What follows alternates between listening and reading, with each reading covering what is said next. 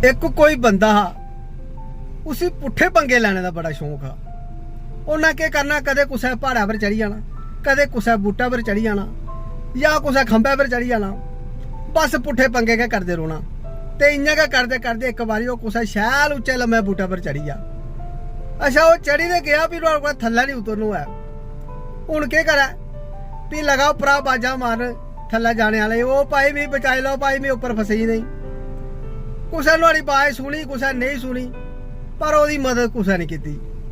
इयां करते करते न्हेरा पेई जा ते शामी वेला मुड़ियै लगा उप्परा करलान, ओ भाई जाने वाले कोई मिगी बचाई लो ओए। ते थल्ले इक कोई बंदा हा, कोई मेरे आंगर बेचारा लंघा दा, ते उन्नै ओहदी बाज सुन लई। उन्हें बाज सुन ली, उन्हें आख्या ठहर भरावा चल करना तेरी मदद किश, हवा तू चढ़िया केह् लैन उप्पर। उन्हें आख्या भरावा चढ़ी ते गया, हुण इयां कर तू कोई जुगाड़ करियै मिगी थल्ले तोआर। उन्हें आख्या